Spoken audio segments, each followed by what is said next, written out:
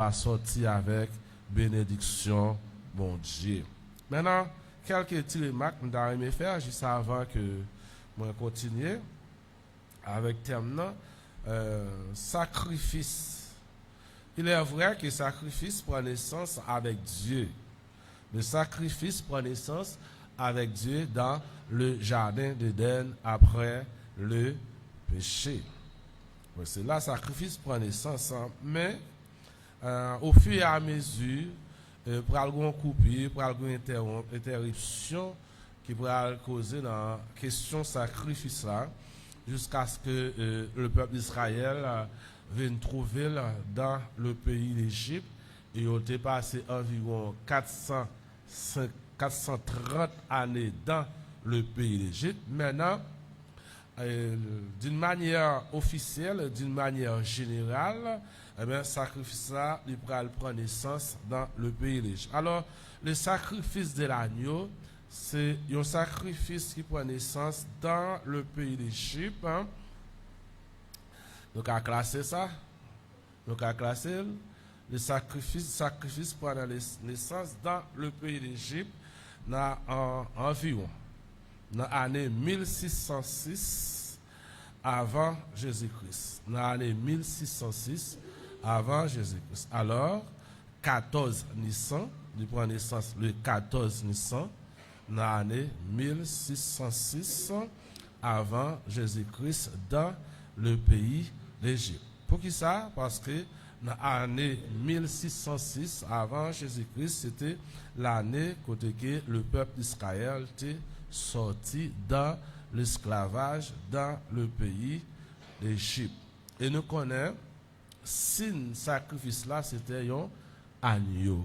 Un agneau, un an. Un petit mouton qui était un an, mais c'est un petit mouton qui était sans défaut. Alors, fait ça, il était pris naissance en bas leadership, Moïse comme leader que bon Dieu était choisi pour le peuple d'Israël ou bien pour la nation d'Israël. Moïse passait 40 années à célébrer fête ça avec le peuple d'Israël. Fête agneau pascal, Moïse passait 40 années à fêter fête ça avec le peuple d'Israël. Le mot hébreu qui traduit Pâques là, c'est Pessah, qui signifie traverser, passage, délivrer. C'est ça qui signifie. Passer, yon passé, yon délivrance, c'est ça qui signifie Pâques. C'est Pessah. Pessah signifie. Alors, le peuple d'Israël qui était esclavage dans le pays d'Égypte, bon Dieu passait avec eux. Vous comprenez? Bon Dieu pas passé avec eux. Bon Dieu délivré eux.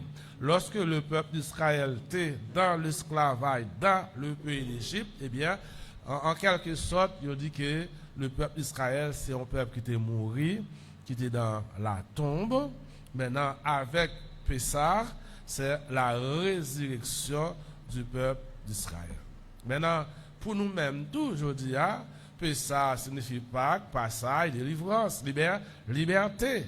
Maintenant, si nous recevons Jésus-Christ comme maître, nous comme sauveur, nous sommes monde qui libérés. Nous pas esclaves encore, parce que Israël était esclave, mais à partir de Pessah, qui c'est Pâques, le peuple Israël délivré, il n'est pas esclave encore.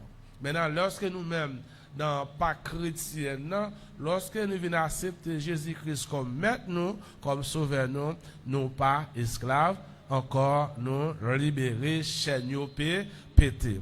Maintenant, si tu as accepté Jésus-Christ ou toujours esclave, eh bien, Pessah pas pour, Pâques pas pour. Maintenant, est-ce qu'il est normal pour chrétiens pour célébrer Pâques? Oui, il est normal pour chrétiens célébrer Pâques. Parce que Pâques pour nous signifie délivrance, tout, signifie liberté, tout. C'est une belle fête. Pour moi, c'est une plus grosse fête que les chrétiens sont capables de fêter. Parce que c'est à partir de fête ça, nous-mêmes qui n'avons pas accès avec Dieu, nous venons accès avec Dieu.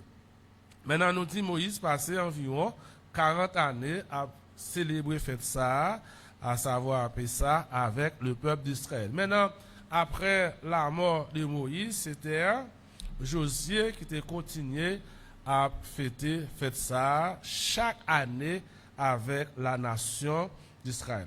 Maintenant, après la mort de Josué, maintenant c'était période des juges. C'était les juges chaque année, parce que nous connaissons après Josué, ce sont des juges qui ont dirigé la nation d'Israël.